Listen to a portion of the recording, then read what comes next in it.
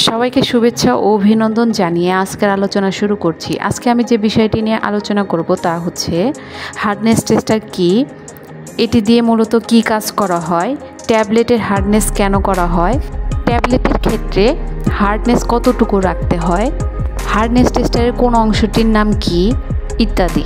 তো চলুন শুরু করা যাক তাহলে। তো প্রথমেই আসি হার্ডনেস টেস্টার কি। হার্ডনেস টেস্টার হলো এমন একটি অ্যানালাইটিক্যাল ডিভাইস যার মাধ্যমে ট্যাবলেট কতটুকু শক্ত এবং মজবুত তা দেখা যায়।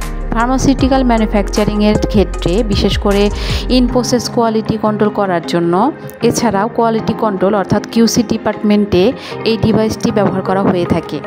এবার আসি এটি দিয়ে মূলত কী কী কাজ করা হয়। ফার্মাসিউটিক্যাল কোম্পানিগুলোতে সাধারণত ট্যাবলেটের হার্ডনেস অর্থাৎ কতটুকু শক্ত বা মজবুত তা দেখার জন্য এই অ্যানালাইটিক্যাল ডিভাইসটি ব্যবহার করা হয়ে থাকে। এখন কথা হচ্ছে ট্যাবলেটের হার্ডনেস কেন দেখা হয়। ট্যাবলেটের হার্ডনেস আমরা কেন দেখি, কারণ কি শুধু এটাই যে এটি কতটুকু শক্ত? না, এছাড়াও আরও অনেক কিছু বিষয় আছে আমাদের মাথায় রাখতে হয়।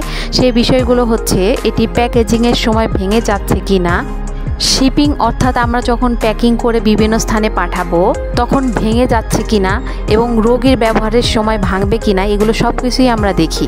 ভাবুন তো, যদি কোনো রোগীর ট্যাবলেট বের করার সময় ট্যাবলেট ভেঙে যায় তাহলে ওই রোগীর ওই কোম্পানির প্রতি কী ইমেজ তৈরি হবে, অথবা ওই রোগী কি ওই ট্যাবলেটটি খেতে পারবে? অবশ্যই ভালো একটা ইম্প্যাক্ট পড়বে না কোম্পানির প্রতি ওই ব্যক্তির। হার্ডনেস আমরা আরেকটি গুরুত্বপূর্ণ বিষয়ের জন্য দেখি, সেটি হলো কোটিং। অর্থাৎ কোটিং করার সময় ট্যাবলেটটি ভেঙে যাচ্ছে কি না, আর ভাঙলেও কতটুকু ভাঙতে পারে আমরা বিচার বিবেচনা করে থাকি। সো আমার মনে হয় আপনাদের কাছে বিষয়টি এখন ক্লিয়ার হয়েছে। এবার আরেকটি গুরুত্বপূর্ণ কথা নিয়ে আলোচনা করব, সেটি হচ্ছে ট্যাবলেটের হার্ডনেস কতটুকু রাখতে হয়।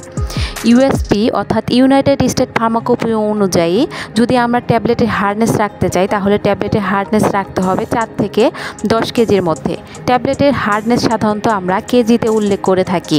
এছাড়াও ব্রিটিশ ফার্মাকোপিয়াতেও ট্যাবলেটের হার্ডনেস 4 থেকে 10 কেজি রাখতে হয়। তবে হাইপোডার্মিক এবং চিউয়েবল ট্যাবলেট অর্থাৎ চুষে খাওয়া ট্যাবলেটের ক্ষেত্রে হার্ডনেস একটু কম রাখলেও হয়, অর্থাৎ 3 কেজির মধ্যে রাখলেও হয়। হাইপোডার্মিক এবং চিউয়েবল ট্যাবলেট সম্পর্কে আমি পরবর্তীতে বিস্তারিত আলোচনা করব।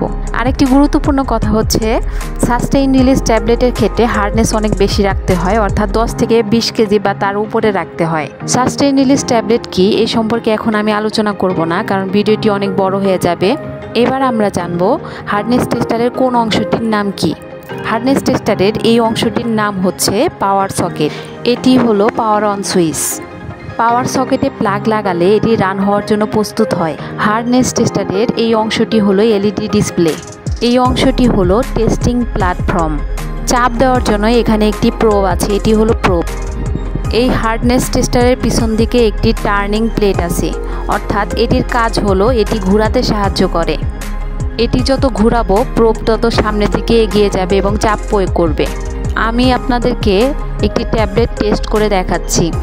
আমি এই টার্নিং প্লেটটি ঘোরাবো যত প্রোব তত আগাবে। দেখুন প্রোবটি আগাচ্ছে। ট্যাবলেটটি ভালো করে বসানো হয়নি যার জন্য ছুটে যাচ্ছে। দাঁড়ান, ভালো করে বসিয়ে নেই। এবার ভালো করে বসছে। এবার আমি টার্নিং প্লেটটা ঘোরাবো।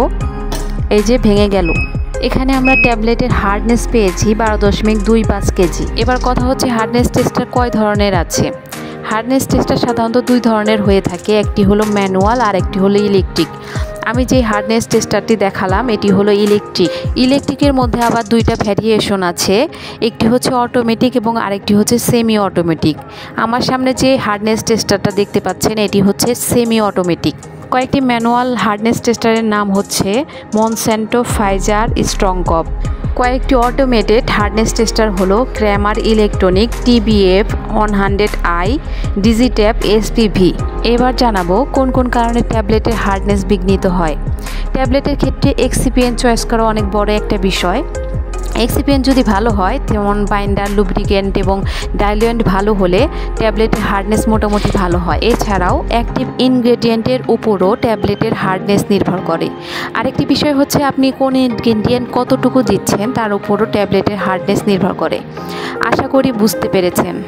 বন্ধুরা আজকে তাহলে এই পর্যন্তই। আমার পরবর্তী ভিডিও দেখার আমন্ত্রণ রইল। সে পর্যন্ত ভালো থাকবেন, সুস্থ থাকবেন, আর বেশি বেশি আমার চ্যানেলটিতে লাইক, শেয়ার এবং সাবস্ক্রাইব করবেন। ধন্যবাদ সবাইকে।